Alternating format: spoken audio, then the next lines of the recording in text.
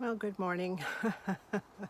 We are in the middle of a heat wave, not as bad as last year where temperatures reached 120 degrees, 115 degrees. Here we're about in the hundreds, early low hundreds, late high 90s. It's about 8:30 in the morning at this point. We have a cloud cover, so I'm sitting out here. It's not hot yet. Well, it's warm, but it's not sunny hot, so it's still okay to be out here.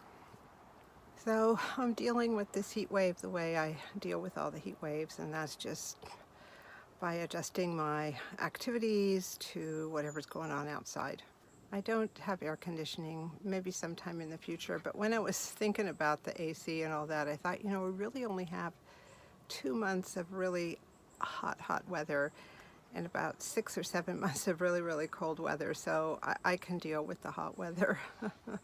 I'm a very early riser, which helps a lot. I get up around 5 in the morning. I usually need to have a cup of tea and surf the web, all that sort of stuff for a little while before I'm ready to face the day.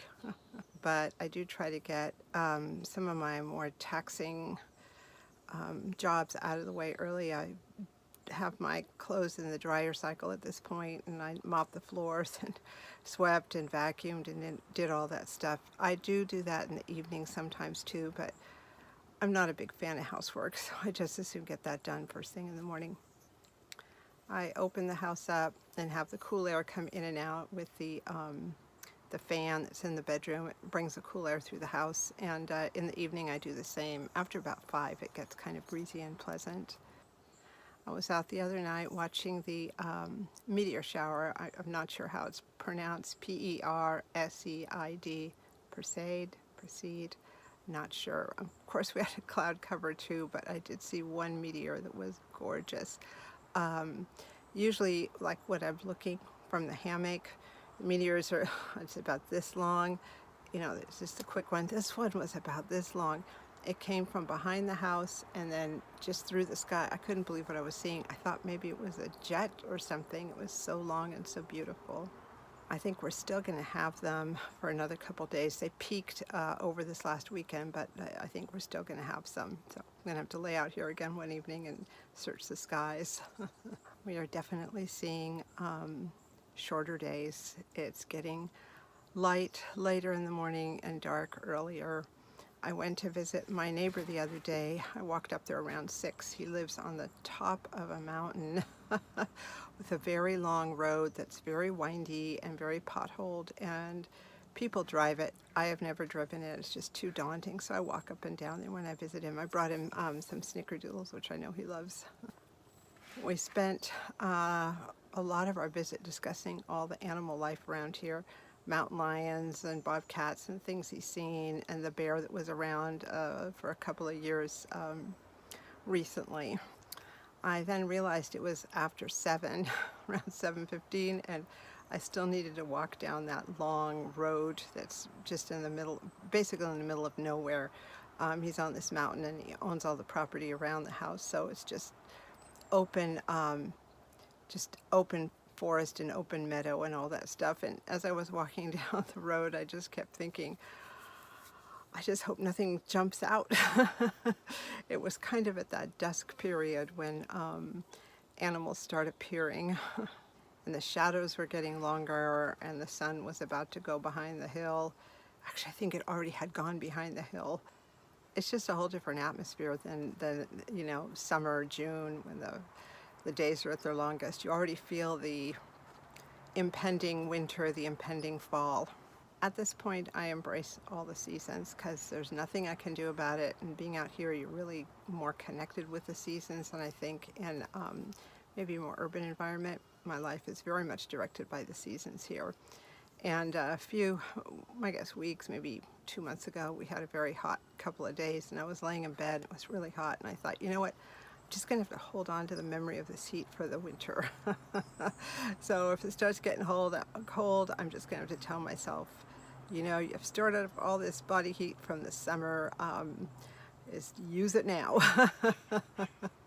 I know that's totally imaginary, but often what goes on in your head directs how your day goes and how you feel about everything else, so I thought I would do that.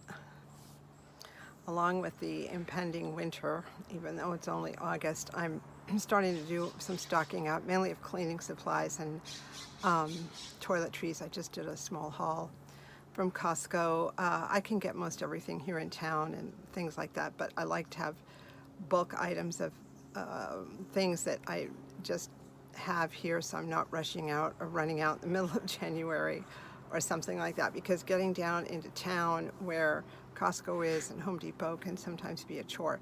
This last winter, it was awful with all the rain and all the storms and the landslides and trees falling on the highway. I really did not leave the house much, and certainly did not leave the county much during that period of time, which was extended. I'm also worried about disease. Last year I had coronavirus, I had a really bad flu, I got pneumonia, so I realize that stuff is brought in from the outside, but I'm really doubling up on bleaching and on mopping and Mr. Clean and all that stuff, because if I do get infected again, I want things to die as soon as I walk in the house. I just want things to be as sterile and as clean as possible, because I just can't do these long. The pneumonia took me like 2 months to recover. I lost a whole season there of starting my garden and just living my life. I had the flu in November, and again a week, 2 weeks by the time you're fully back up to speed. And I'm just not a big fan of being sick. I really am not. I know nobody's a fan of being sick, but I just see lost time, lost opportunities. Just, I'm not a spring chicken anymore, and I just can't afford to waste time. I'm thinking ahead to Christmas and Christmas baking. It seems like every time I bake, everyone loves it, so I'm putting some, I guess, things into place which will make the Christmas baking a little less stressful, and then I can bake all fall and always have baked goods to bring around to people or serve at my house. They just seem to be so appreciated. Last year I did a lot of special things because I wasn't able to bake too much. I didn't have an oven at that point. I just had that little convection air fryer new wave thing, so I was able to make pies. So I made up for it by having mugs and chocolates and other things. This year I am going to be able to bake, and I'm not going to, I don't think, go to those lengths with the items that I did last year. I enjoyed doing it last year, but this year, number one, I haven't had time to source things like I did last year. Also, I found with getting all the baskets and the mugs together is that it took over my back room for months. Baskets don't stack well, and mugs don't stack well, so I just had a table out and everything was out, and although everyone loved their things, it just was too much. This is not the year for that. Maybe another year I'll do that again, but this is not the year for that, especially since I'm trying to keep things like really, really sterile in the house. It's just not the year. So I'm going to be doing a lot of baking. I'm going to be preparing mixes, dry mixes ahead of time over the next few weeks, months, and then just go for it. So even as we sit in the warmth of August, I'm already thinking about what's going to happen in December, and that's okay. I've been here, I bought the house 5 years ago, so this will be my fifth or sixth winter here. I think my fifth winter. I'm not sure how that's calculated. So I kind of know how it's going to go. And the earlier I prepare and the earlier I get things ready, because winter is so unpredictable, the better off I'll be. So that's the news from here, mid-August. All is well. I hope all is well for you. Thank you so much for watching.